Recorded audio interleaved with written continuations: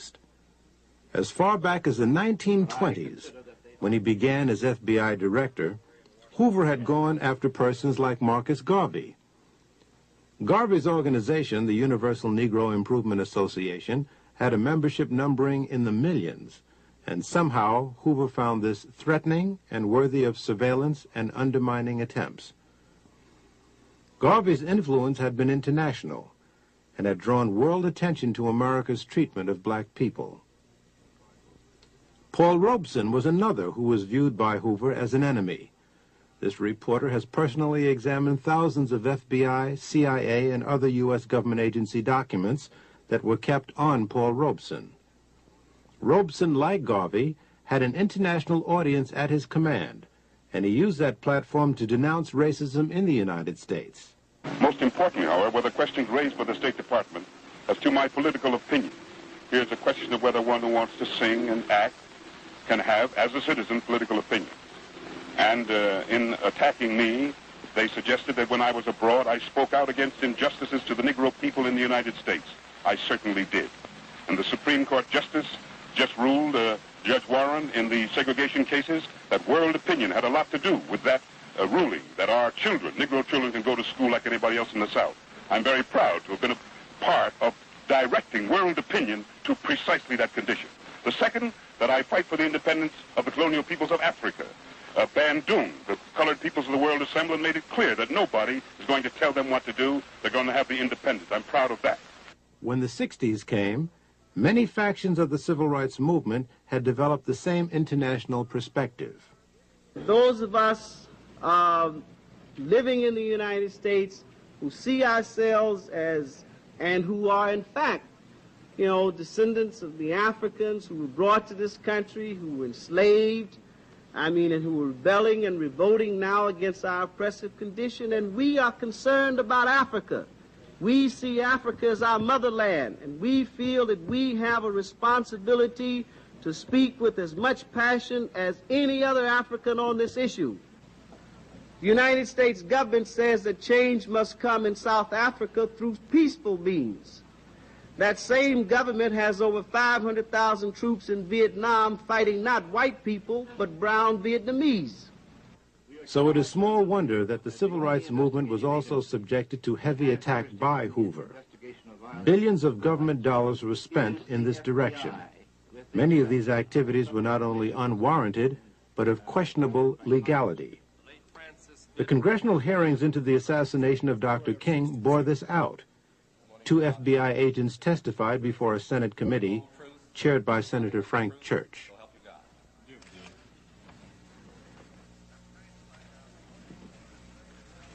I'm trying to find out what it was that impelled some part of the FBI to pursue Martin Luther King with such an obsession. And what I understood that answer to be is, first of all, it was not any suspicions of the commission of a federal crime. None of the literature showed up a single suggestion that Martin Luther King had committed or was about to commit a crime. Is that correct? That's correct. Yes, Senator, but at this point, much of what was being done did involve challenges to local laws.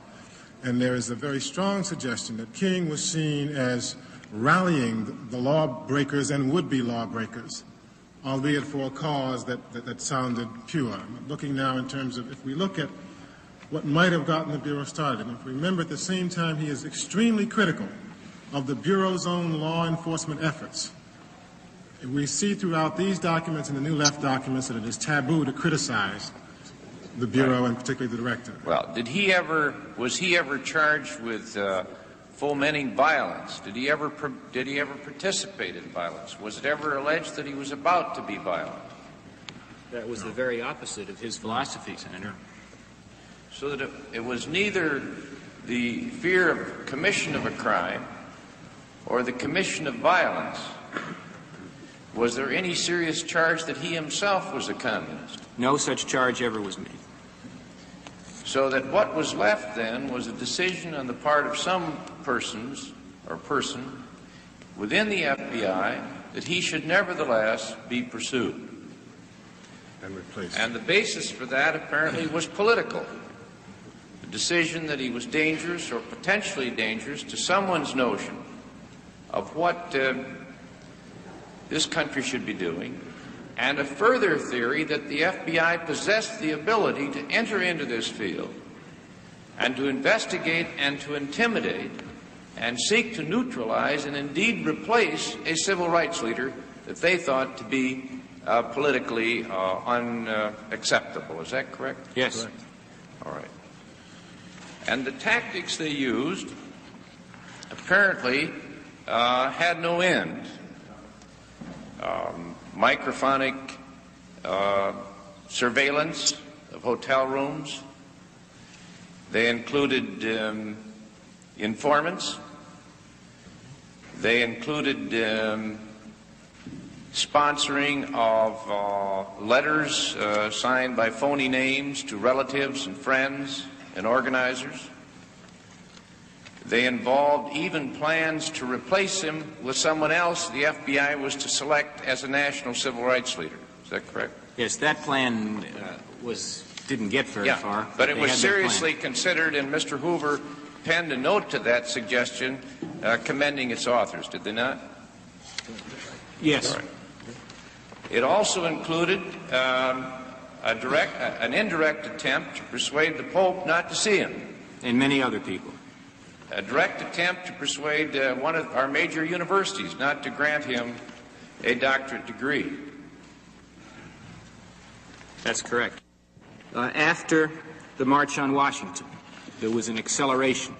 He was defined because of his speech in that demonstration in Washington as the most dangerous and effective leader in the country, and there was a paper battle within the Bureau as to how best to attack him, and he was attacked. After Time magazine named him as Man of the Year, again, the Bureau finds that reprehensible, believes it must attack and destroy. When he was given the Nobel Prize, again, they seek to discredit Dr. King with the persons who welcomed him back from that award. When he began to speak out against the Vietnam War, there's a new crescendo of efforts by the Bureau to discredit and destroy Dr. King. It is my feeling that the assassination of Dr. King was a part of a conspiracy in the country, and I do believe that some individuals in very high places of our government were involved in this conspiracy. And it is the same conspiracy that eliminated and destroyed President Kennedy, Senator Kennedy, Malcolm X, Medgar Evers, and so many other freedom and human rights individuals. I'm convinced that the government was involved at some level. I will never separate the conduct, the attitude of Hoover and the FBI from Dr. King's assassination. I never will do that. I think one of the most important things that come out in that investigation was that Martin Luther King in Memphis was in a white hotel, and the FBI admitted that they leaked to the press that Dr. King was staying in a white hotel instead of a black hotel, and it was that embarrassment that forced Dr. King to move into the Lorraine Hotel where he was killed. There are more questions regarding the FBI's role in the assassination of Dr. King. For example, why was Dr. King stripped of his protection just before he was killed in Memphis? Reporter Les Payne and myself interviewed police officer Ed Reddit of the Memphis Police Department, who told how he was mysteriously removed from his security post near Dr. King. However, later, his superior, Chief Holloman, denied doing so.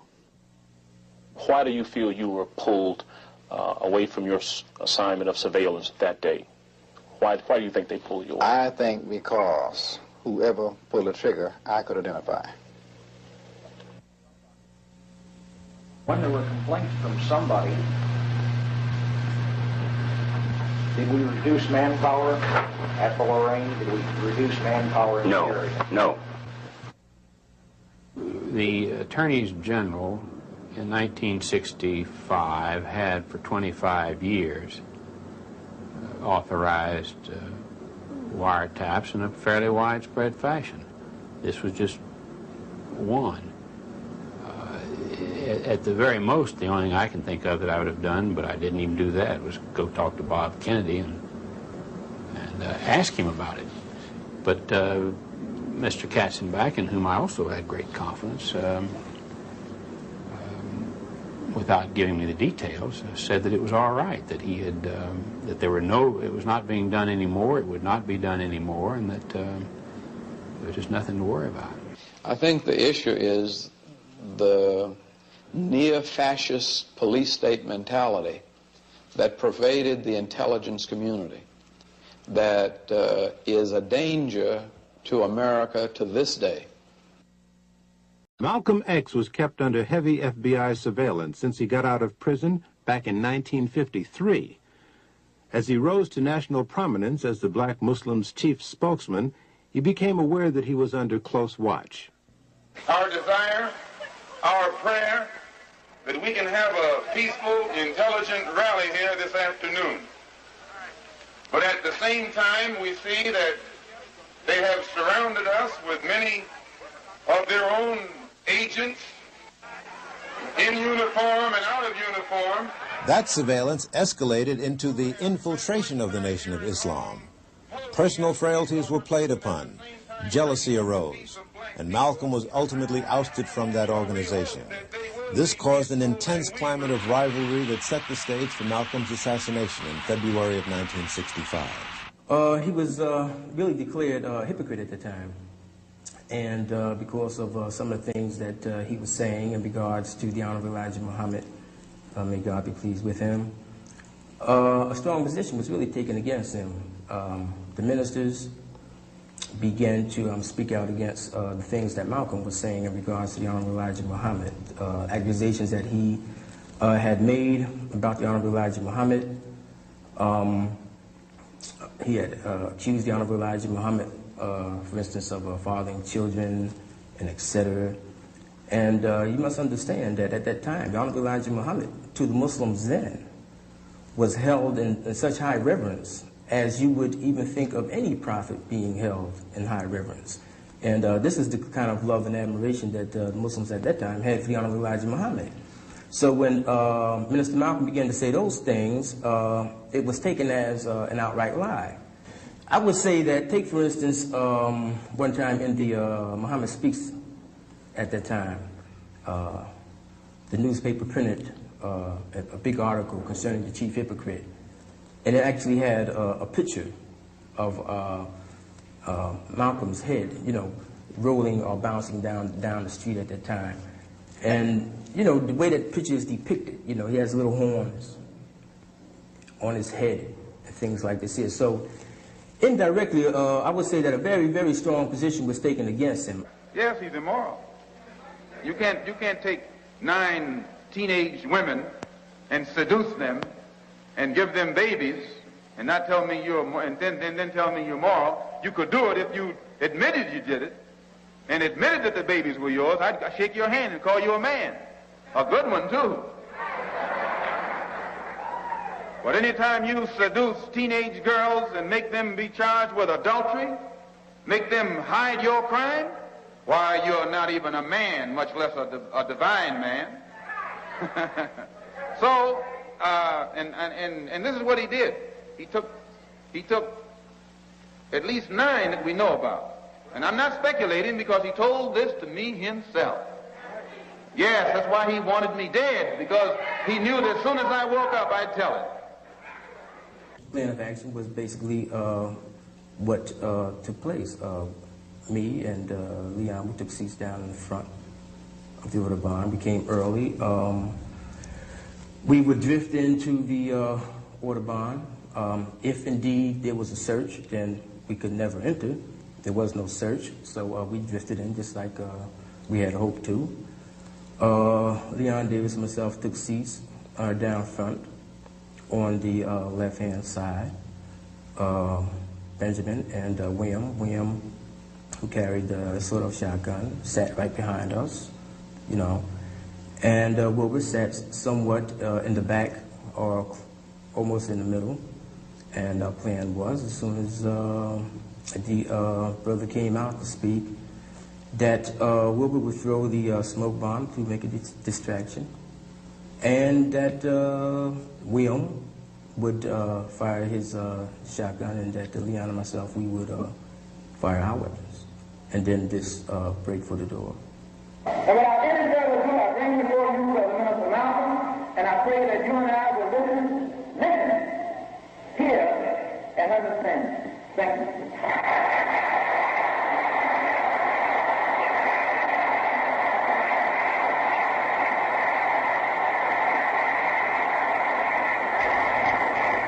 Salaam alaikum.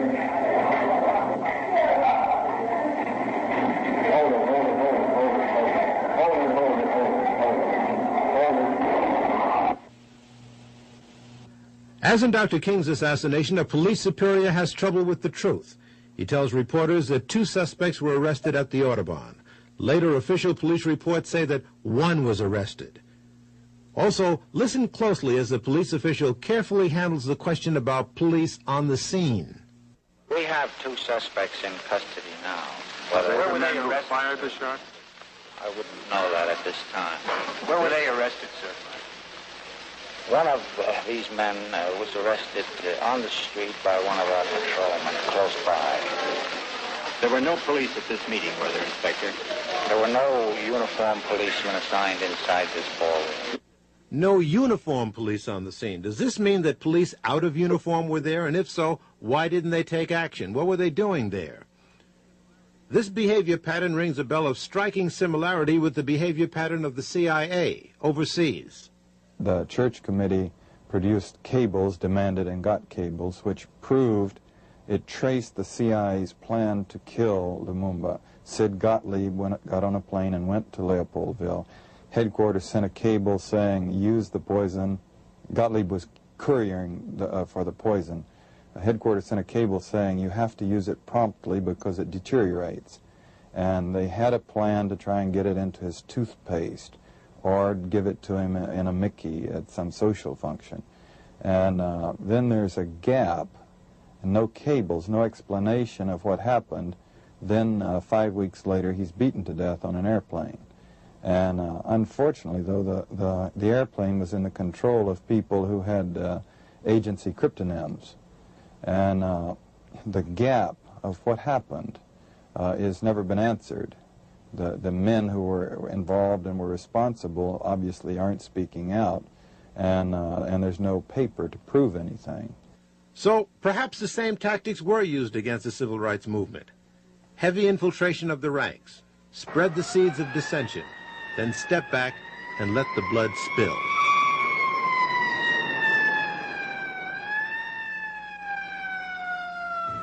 As I see it, Mr. Chairman, is for this committee to be able to figure out how to persuade the people of this country that indeed it did go on.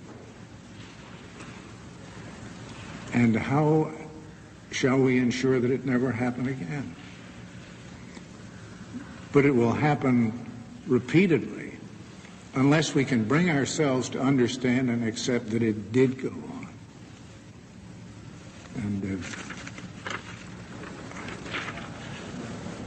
And I say that as one who worked as a United States attorney with the Bureau and have enormous respect for its capacities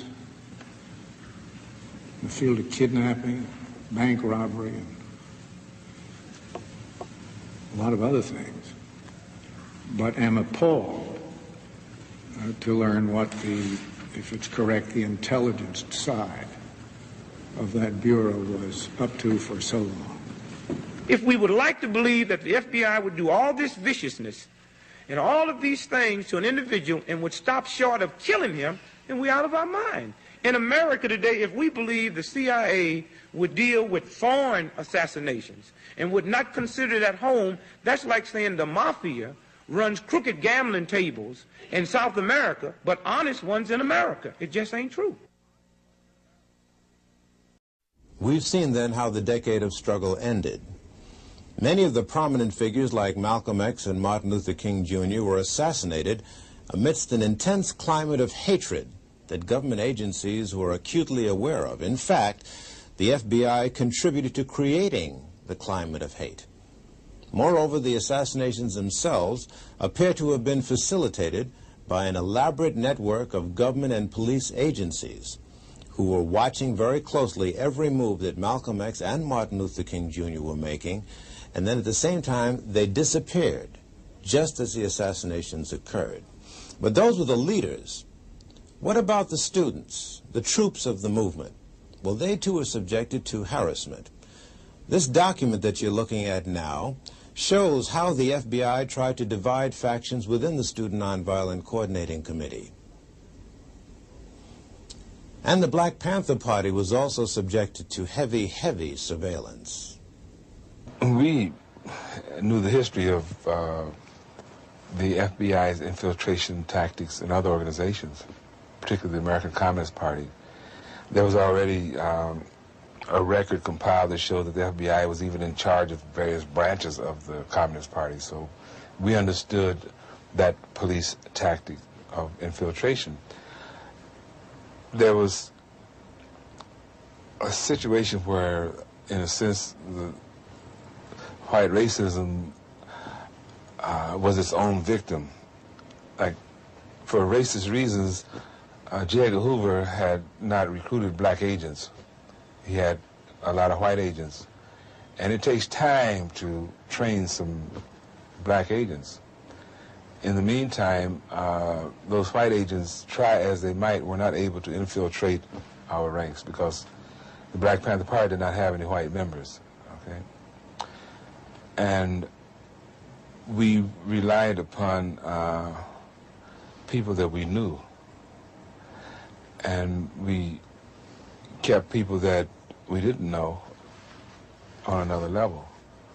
And I think this is why we didn't suffer more, put it that way, because they did catch up and start a crash program of recruiting black agents, and they very quickly filled that gap, but it took them about a year to do it. In the summer of 1978, I interviewed a man who worked as an informer for the FBI during the 1960s. His name is Dothard Perry, also known as Ed Riggs, also known as Bill Perry, also known as Othello. How were you paid?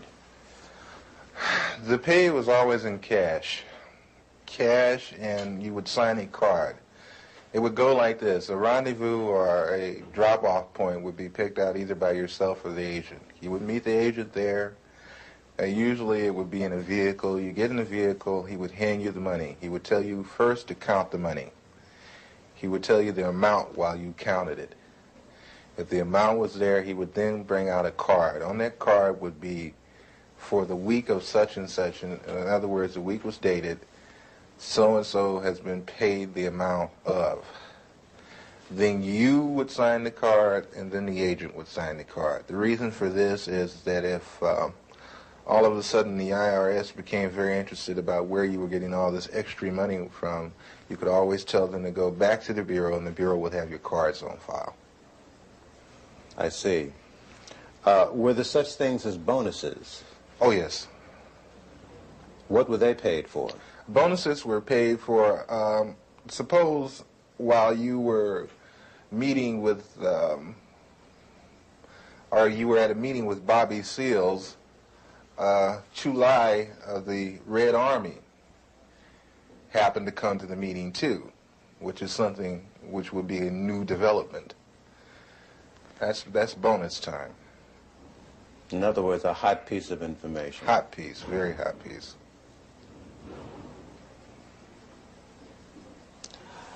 Did you ever suffer pangs of conscience? Quite a few times. Quite a few times. I still suffer pangs of conscience. I suffer from the fact that a lot of people trusted me, and I misused that trust. I suffer from the fact that a lot of information that I gave out was the undoing of certain groups or certain people. I suffer from the fact that I'm on the run constantly. I I have no real life to speak of. You have no family life, really? You have a wife? No, I don't have a wife. I do have a child. I can't see her that often. I have to stay away from them because once I come around, the Bureau shows up and harassment starts. I have very few close personal friends, no one to really confide in. It's like being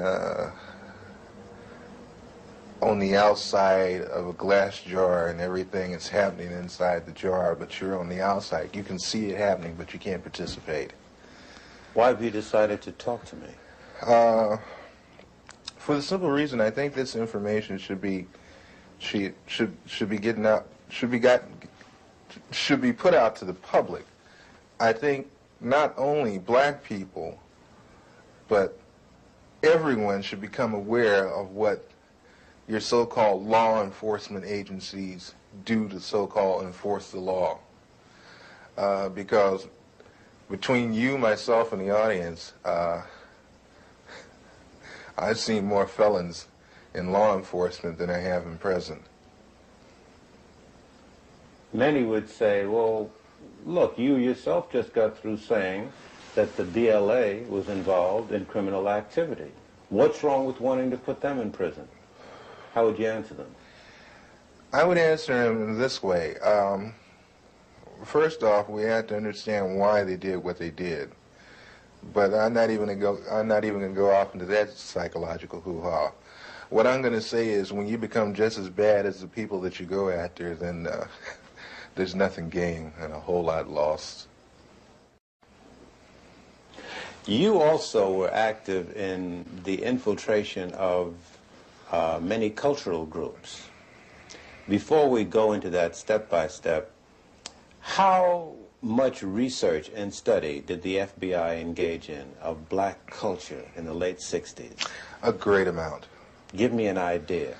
From the thing is, I can, they have a file on every type of magazine that blacks read. They have a file on the music. Music? Music, dance, theater, actors, comedians, you name it, man. And they would actually study these different... Yes. Oh, yes, definitely. What would they do with music? To understand the people, you have to understand the culture. To infiltrate, you have to understand. You had a lot of so-called white liberals that were infiltrating the so-called black groups using the information that they had gathered from the studies of blacks. You mean just to understand the behavior pattern of our people? Oh, yeah. I can, Will Heaton could name out some jams of Miles Davis that I hadn't even heard of. He could name off some books that I hadn't even read pertaining to black culture. Do you ever see agents actually studying the music of... Yes, yes. Yes, I've seen them going over even video portion of cultural events. The understanding, like when, okay, you have an organization like Leroy Jones' Black House. You remember that? Okay, Leroy Jones's place, which was done on the thing of tribalism. That's where I first heard the word Kintu, Mantu, Huntu, Hentu. These words of the African continuum. I learned that from an agent. He ran it down to me. They make in-depth studies of the personalities of the people they're dealing with too, culturally. It always helps when it's a thing of you can take their culture and use it against them. How large would you say an extensive collection on our culture would you say the FBI has? Would you rate it as large as a particular library, like the Schomburg Library in Harlem? Or... I would rate it better. I would rate it better, and the fact is that they go into details that we probably would overlook. Will Heaton used to meet me in different places. You know, Will Heaton, that was one of my supervising agents. There is a certain bar in the Los Angeles area where people into black cultural things met, and Will Heaton used to meet me there. And he would go into very long and tiring conversations with some very articulate brothers about culture, African culture, and Afro-American culture. Tell me about some of the cultural organizations that you infiltrated and what you did. PASLA, Mafunde, Watts Writers Workshop, which they had. The Watts Writers Workshop? Yes. Watts Writers Workshop, which was one of the oldest established black writers' workshop. That place was burned down. Yeah. The Bureau had it burnt down. How do you know that? I know because I participated. I did the arson. You burned down the Watts Writers? Yes. Why did they want it to go? At the time, funding had been cut to the workshop, had been cut out, but it looked like there was a possibility of a grant being given back to the workshop. And if there was no theater, there would be no grant. How did you do it? 2 cans of kerosene, Purex bottle, gasoline, and a flare, highway flare. Why didn't you use more sophisticated stuff? Oh, no. No. You're never overly sophisticated. It's too obvious. This way you make it look like, you know, maybe somebody in the neighborhood that got kicked out of the theater at one time got mad and came and burned the damn theater up, that kind of thing. But you were involved in this theater? I mean, did it get to you at all what you were? Hey, man, that got to me a great deal. I love that theater. I built the stage. You built the stage? Oh, yeah. When I got to the workshop, the stage that had been, the original stage that had been built needed an extension on it. The original part of the stage was in terrible condition. They had no lighting system. I put the lighting system in myself. I put the stage in myself. And that was a stage, man. And that was a theater. It's a nice theater. Who was the director of that workshop? Harry Dolan. Harry Dolan. Some very, very well-known artists supported that workshop, gave money to it. Some very well-known artists came out of the Watts Writers Workshop. You know, Glenn Tubman, Yaphet Kotto. Sidney Poitier used to come down there and give a class. Sammy Davis Jr. used to come down there all the time. Quincy Jones used to come there and give music classes. We had our own 8-track studio setup for sound. We had our own sound room there. Was part of your other activities and responsibilities to study the profiles of celebrities who were supportive of organizations? Definitely, and especially, like I said, psychological backgrounds, weaknesses and strengths. Did he have a weakness for blondes? Did he have a weakness for money? Did he snort cocaine? Did he smoke marijuana? They even get into, and that's one thing the Bureau loves, is their sexual background. They have files and files on different blacks, not only celebrities, but a lot of others, sexual activity. What would they do with this information? Oh, that's used as a weakness. So they would feed to these weaknesses? Yes. Did you see that happen? Oh, yes. Doc Holliday, who is one of the leaders of the BGF, Black Guerrilla Family, which is a prison gang in the California state prison system. Upon his release from prison, a certain sister made herself known to him at a nightclub, whereupon he moved in with her, and she picked up names, telephone numbers, information, you know, that kind of thing.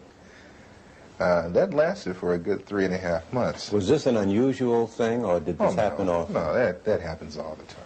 Did you yourself get involved in doing that? Yes. Give me an example. There was a gentleman that was on trial in Los Angeles that belonged to the BLA that had been busted in a southern state for a bank robbery, but was brought with 2 other people to Los Angeles to stand trial for the machine gunning of a police officer in Los Angeles. I was supposed to worm my way into the affections of his sister, and whatever it took to get the information that I needed as far as what kind of defense they planned to use as to turn this information over to the federal prosecution. Did you do it? I got the information, and thank God I didn't have to go through with the actual thing of sexual activity. What do you mean, thank God? The sister was rather unappealing. How did you justify to the organizations in which you had infiltrated yourself that you were living on an $800 a week stipend or on an $800 a week standard of living when most of them were living hand to mouth? Well, hey, brother, you know, I'm hustling, you know. I mean, hey, man, you know, sell a little of this on the side, a little of that on the side. You know, I get over, you know, that kind of thing. In other words, ain't nobody's business but mine where I get the money. So, you know, everybody took it for granted that I was possibly doing a little dealing on the side. That kind of thing.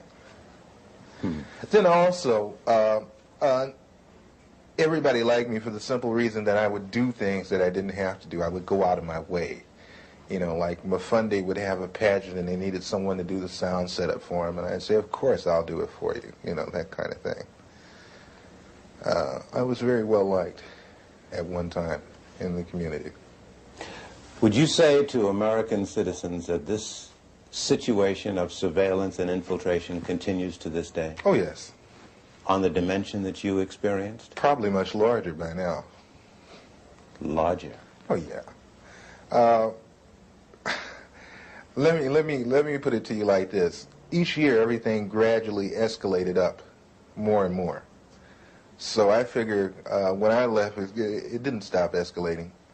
As they say, one monkey does not stop anybody's show. You mentioned Sammy Davis Jr., who at one time, it was reported, gave money to the Black Panther Party, I believe. Were you ever assigned to look into that? Yes, I was told to try to get as close to Mr. Davis or to anyone in his office as I could. I used to go up and have real chit-chat, chummy conversations with his personal secretary, Ann, at the 9000 building on Sunset. And I used to bring a Porter-Pack video camera, and I used to go around and I would videotape the whole office. You mean celebrities would be coming into his office and you'd film them freely? Oh, yeah. Didn't they question that? I'm from the Ross Writers Workshop. Yeah, right on, brother, you know, that kind of thing. No questions asked. Same thing with the NAACP Image Awards. You know, they were very interested in people like Sammy Davis Jr. There was another black in Los Angeles that they were very interested in because, not Los Angeles, but in Sacramento, Nathaniel Colley, who's attorney for the NAACP. And I know Nat. And they wanted information on him, just for the simple reason that he's an attorney for the NAACP, which makes no sense to me, but must make a lot of sense to them because they use the information. You've been called upon to testify in Washington. Before who? Before the Senate Committee. I was called first to testify before the Church Committee, and I did go to Washington, D.C. I did testify to those people, And I want to say right now that the committee was full of smack. They got loads and loads of information and didn't even use it, didn't release it. I had tapes that I offered to them in evidence against the Federal Bureau of Investigation with conversations of me and my supervising officers where he's telling me to obtain certain articles for him by stealing. Don't get fingerprints on it. We can really use that. Did you take the weapons over to such and such? The Churches Committee told me that they couldn't use the tapes because the tapes were gotten by illegal means. What would you say about the composition of the committee panel that questioned you? I can say that's for the birds too, because the same people that I was talking about were the same people on the panel with the Churches Committee. What do you mean? When I came in the room to be interviewed by the so-called people from the Churches Committee, the representatives from the Federal Bureau of Investigations were also in the room. FBI agents were a member of the Church Committee panel? They were there with the investigators for the Churches Committee asking questions just like the Churches Committee. And see, this is another thing that I find fault with, and this is another reason why I am not going to Washington, D.C., is that, again, I have been asked to come again for the second time. I'm not going again. For the simple reason that when I went up there with the idea that there were agencies investigating the Federal Bureau of Investigation, not the Federal Bureau of Investigation investigating itself. You're on the lam, almost. Do you have a sense that you're going to be arrested and go to prison? Oh yeah, eventually. Eventually, when things come to a head, it has to. It has to be that way. No other way around it. What would you say to citizens who sit and listen to what you've said and have a sense of frustration and helplessness? There are some agents, the old line agents, that disagree with the tactics that were used during the so-called COINTEL period. But one thing I don't want us to jump off of is that people always talk about, they're talking about COINTEL now so heavily. I'm not talking about COINTEL, I'm talking about a thing called BD, which was better known as Black Desk.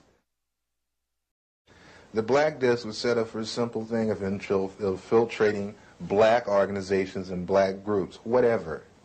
Where was this Black Desk, or were there a number of them? There were a number of Black Desks, but the head Black Desk was in Washington, D.C., controlled by Sullivan. And the... Was he black? No. Mm-hmm. And what was the function of the Black Desks all over the country? I guess there were dozens. The function of the Black Desk was to monitor activity, social unrest, revolutionary groups, cultural groups, and such in the black community. And feed it into this central desk. And it still exists? As far as I know, yes. We've seen a number of investigations into the assassination of Martin Luther King. We've seen an extended police trial of the assassination of Malcolm X. What you seem to say substantiates what many black people say out on the street, that government agents or agencies knew that these assassinations were brewing and either participated in them or allowed them to take place. It would behoove black people, it would behoove all people, really, to question so-called the cut and dry one lone assassin theory. The Bureau and other intelligence agencies are very good at conspiracies. They are very good at setting people up to be killed. They are very good at making innuendos so the person will be killed. City police don't know about, because they have policemen in there. They don't let black people form anything without some policemen in there. And while I was in the black Muslim movement, over the black Muslim movement, many of the police who were sent to infiltrate us, they're black, would tell me, say, look, I'm a cop, but I have to come. They would tell me. I knew the Muslim movement was full of police. So don't you think anything is going down that they don't know about. The only thing that goes down is what they want to go down. And what they don't want to go down, they don't let it go down. Something else was used against the students that drove the final nails into the coffin. killing the movement? What stopped it, of course, almost dead in its track, and not by any accident, was a widespread and deliberately organized widespread use of drugs.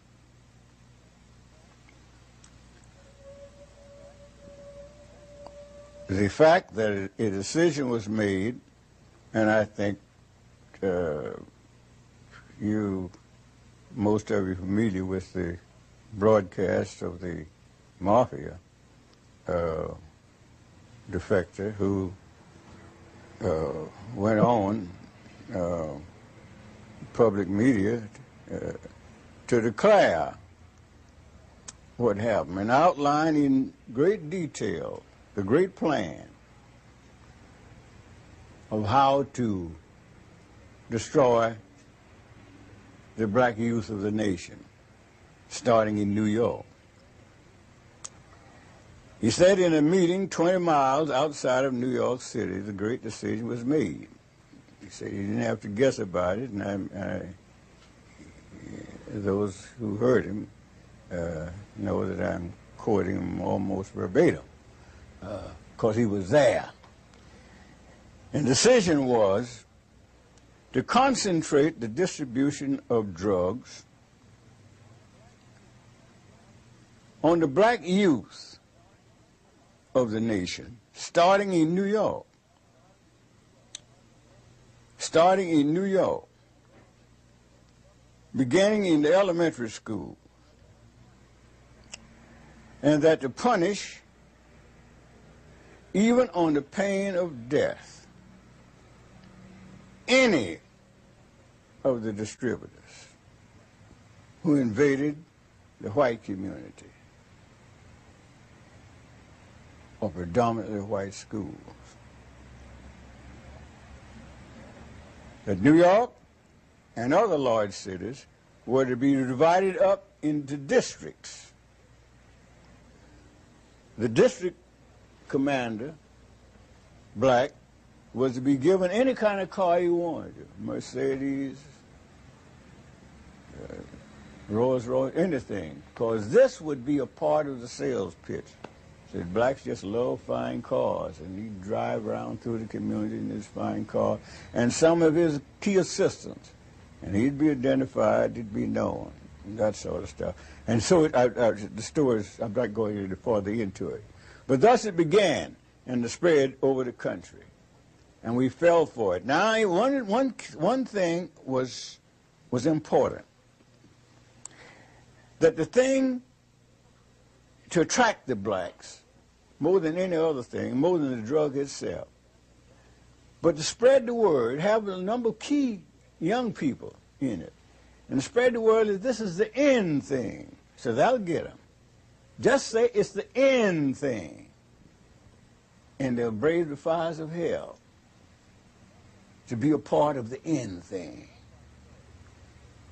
So that's our story of the decade of struggle. We put together this film to pay particular homage and tribute to the extraordinary young people of that era. And we give the story to our young people of today in particular, in the hope that they'll stop and think about much of the negativism that they're caught up in nowadays, and try to understand why. I did